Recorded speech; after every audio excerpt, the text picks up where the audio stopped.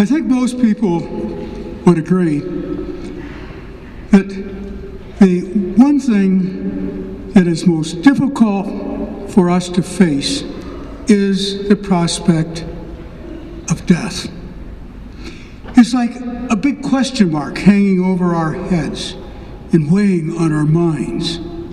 Sometimes it makes us depressed, but always it makes us fearful. Death is like peering into a strange, dark room. We can't see what's there, so we're understandably afraid to cross the threshold.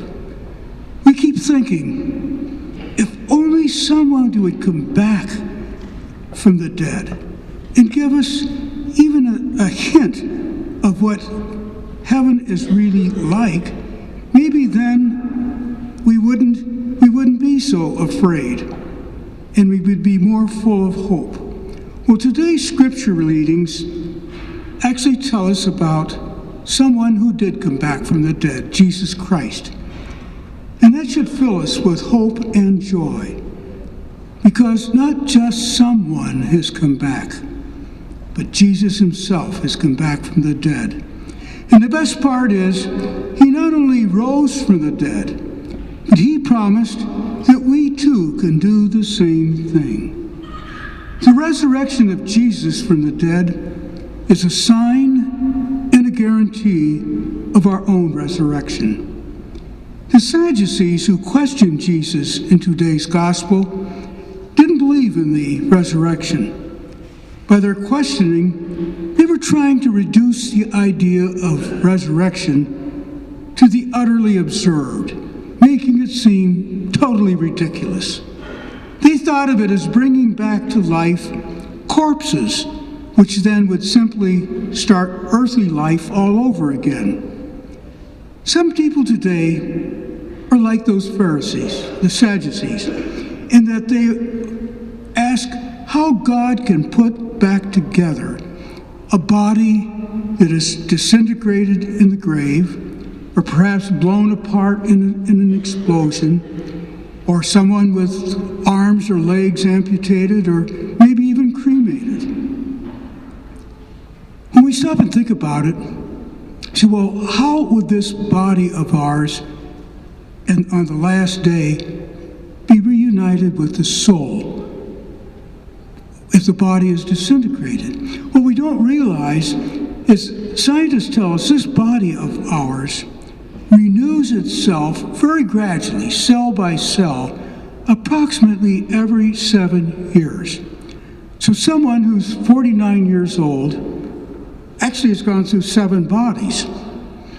Someone my age, I almost need a calculator to figure out how many bodies I've gone through, more than I want to think about. But at any rate, they miss the whole point of what the resurrection really is. St. Paul in 1 Corinthians provides a beautiful answer when he compares the resurrection to the process of that of a plant. He said, we put the seed in the ground, not the full-grown plant, just the seed. And then the seed must first die to itself before it can become the plant. Faith in the resurrection is both a belief that God has the power to rise from the dead himself and the confidence that he will use that power to raise us to new life. And our faith in the resurrection should influence our whole lives. It should not only give us a new perspective on death, because death isn't the end of anything, only the beginning of everything. But it should also give us a new outlook on life as well. Our life is viewed as that seed planted in the ground. Then we realize that we must really make this life count, every minute of it. We don't want to take the chance of being sort of misplanted.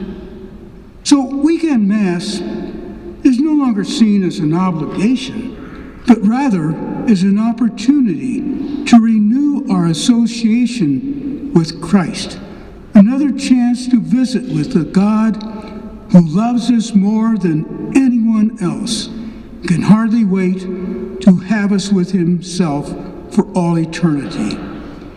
But even with our faith in the resurrection, death is still very much like peering into that strange room, as far as concrete answers about what heaven will be like. But somehow, just knowing that we will walk through that dark room, that dark, ominous doorway, with our hand tightly clutched in God's hand, will make it an awful lot easier to contemplate. At this Eucharistic celebration this afternoon, let's thank God for his power, his goodness, and most of all, his love for each one of us.